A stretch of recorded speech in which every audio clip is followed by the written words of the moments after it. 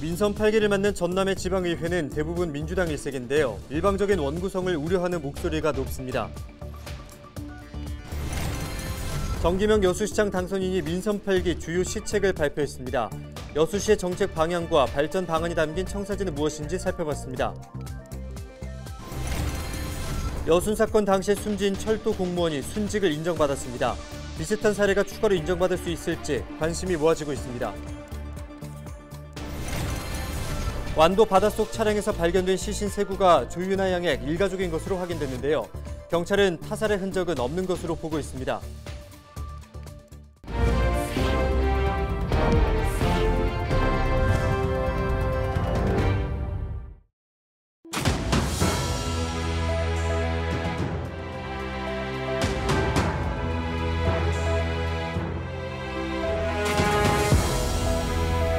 여러분 안녕하십니까? 헬로TV 전남 뉴스입니다. 7월부터 민선 8기가 시작됩니다.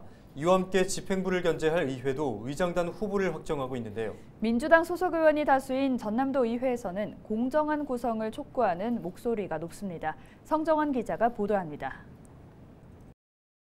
전남 지역 진보 시민사회단체가 30일 기자회견을 열고 민주당의 일방적인 도의회 원구성을 중단하라고 촉구했습니다. 시민사회단체는 민주당이 국민의힘을 부활시킨 장본인임에도 여전히 반성 없이 그들만의 후보를 결정했다고 비판했습니다. 시민사회단체는 다양한 정치 세력이 도정을 견제 감시할 수 있게 소수 정당에게 위원장 자리를 배정해야 한다고 강조했습니다.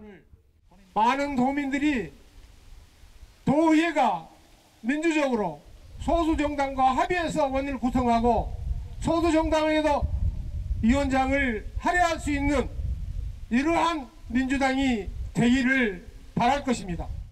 민주당은 최근 당내 경선을 통해 서동욱 의원을 의장 후보로 선출하고 부의장 후보와 상임위원장까지 선정했습니다. 12대 전남도의회 의원은 61명으로 이 가운데 민주당 56명, 진보당 2명, 국민의힘 1명, 정의당 1명, 무소속 1명입니다. 사실상 민주당 후보가 당선될 수밖에 없는 구조입니다. 시민사회단체는 민주당이 민심을 알지 못하고 과거를 답습하고 있다며 다양한 정치 세력이 참여할 수 있게 공정한 투표를 촉구했습니다. 관행적 원구성을 폐지하고 의원들이 소신껏 투표해서 소수 정당 의원들에게도 원구성해서 위원장 할 수 있도록 민주적으로 원구성을 해주기를. 이런 가운데 재선의 오미와 진보당 의원은 최근 도의장 선거에 출마하겠다고 밝혔습니다. 전남도 의회는 의장과 부의장, 상임위원장 후보를 접수한 뒤 다음 달 6일부터 7일까지 열리는 임시회 본회의에서 선출 절차를 진행합니다. 헬로TV 뉴스 성정환입니다. 완도 앞바다에서 인양된 차량 안에서 시신 3구가 발견된 가운데 신원 확인 과정을 거친 결과 조윤아 양의 일가족으로 모두 확인됐습니다. 광주경찰은 6월 29일 지문대조를 진행한 결과 인양된 시신 3구가 조 양과 부모로 확인됐다고 밝혔습니다. 검사 과정에서 타살의 흔적은 발견하지 못한 만큼 부검을 통해 정확한 사인을 규명할 계획입니다.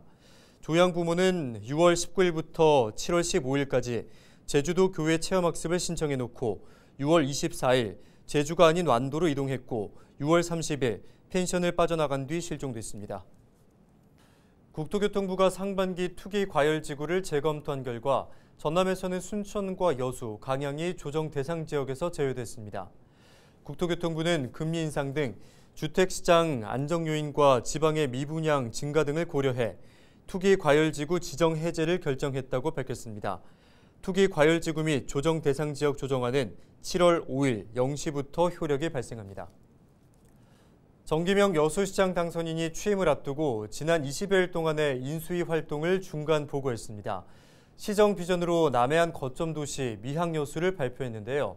박람회장 사후 활용과 청사 별관 증축 문제 등 여수 지역의 굵직한 현안이 남아있는 가운데 정기명 당선인이 제시한 계획을 짚어보겠습니다. 송하연 기자의 보도입니다.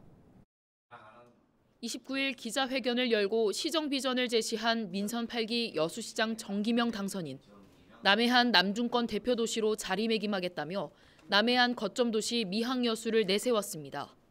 지난 민선 6기와 7기에 이어 아름다운 여수 행복한 시민을 공식 구호로 선정했습니다.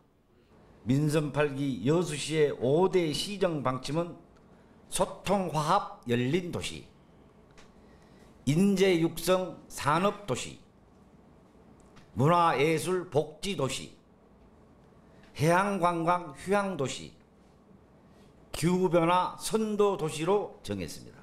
특히 박람회 개최 이후 10년 동안 지지부진한 박람회장 사후 활용에 대해 최대한 빠른 시일 내에 해결하겠다고 밝혔습니다. 시민 의견을 청취한 다음 구체적인 방안을 세우겠다는 게 정 당선인의 계획입니다.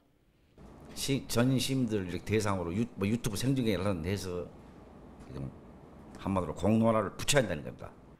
또 지난 민선 7기 당시 집행부와 의회 사이 갈등이 빚어졌던 청사 증축과 관련해서는 여문지구 활성화가 먼저 해결돼야 한다고 강조했습니다. 여서청사 활용 방안을 모색한 뒤 구도심 상권을 살려 지역 균형 개발의 토대를 닦겠다는 겁니다.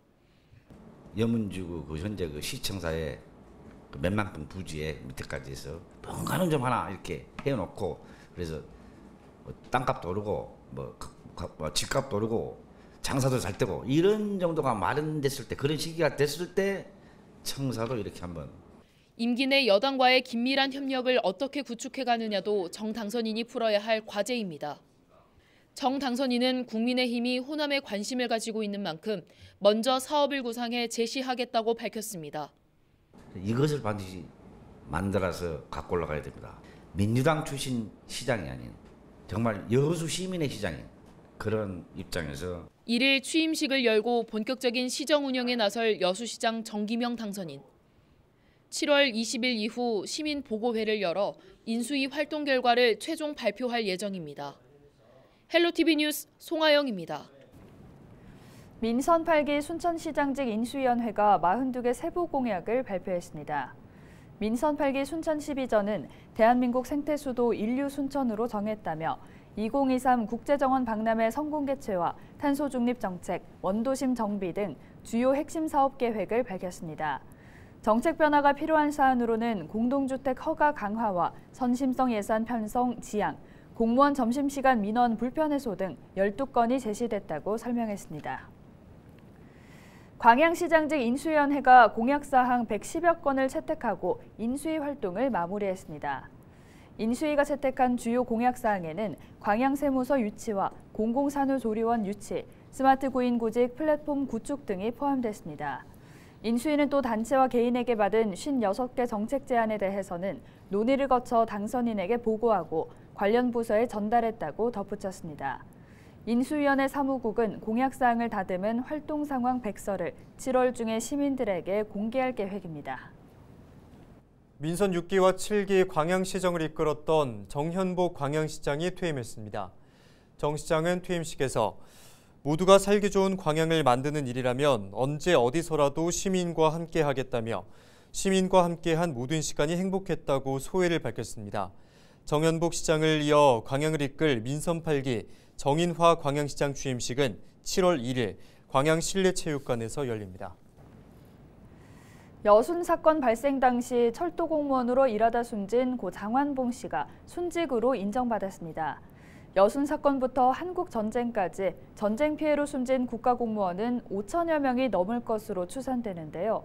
이 피해자들도 순직 인정을 받을 수 있다는 희망을 갖게 됐습니다. 보도에 서경 기자입니다. 지난 2020년 1월 여순 사건 재심에서 무죄 판결을 받은 고 장환봉 씨. 유족들은 장 씨가 철도 공무원으로 일하다 숨진 만큼 보훈처에 순직 신청서를 제출했습니다. 하지만 보훈처는 순직으로 받아들이지 않았습니다. 장 씨가 공무원으로 일했다는 증거 서류를 인정하지 않았던 겁니다. 유족들은 중앙행정심판위원회에 국가유공자 유족 등록 거부 처분 취소를 청구했고 그 결과 장 씨는 재해사망 공무원과 보훈보상 대상자로 최종 결정됐습니다.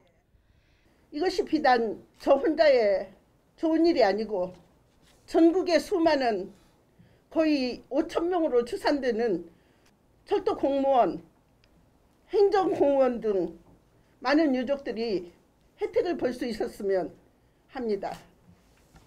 지난해 여순사건 특별법이 통과되면서 피해 접수가 이루어지고 있는 상황. 하지만 여순사건 특별법안에 국가공무원 순직에 대한 인정 여부는 별도로 명시돼 있지 않습니다. 결과적으로 장 씨의 순직 인정은 특별법과는 별개로 유족들의 재판 청구를 통해 이루어졌습니다. 장 씨가 재해사망 공무원이자 보훈보상 대상자로 결정됐지만 본인이 사망한 만큼 보상을 받지는 못할 것으로 판단됩니다. 유족들은 아버지가 공무원으로서 명예회복이 이루어졌다는 사실에 의미를 두고 있습니다. 어머니가 100세 되시거든요.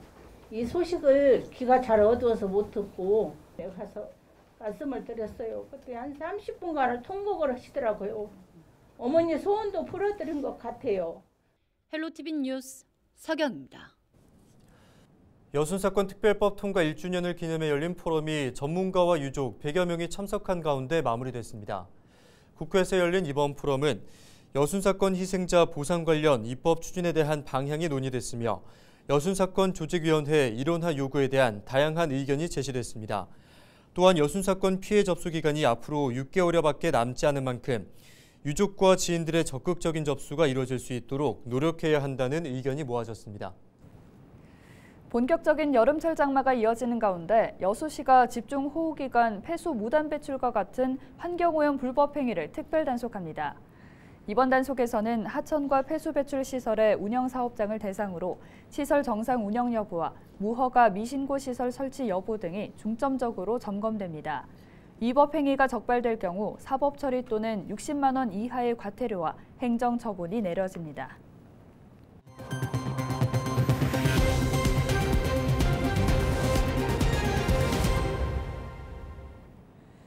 전남의 코로나19 신규 확진자가 200명대를 유지하고 있습니다.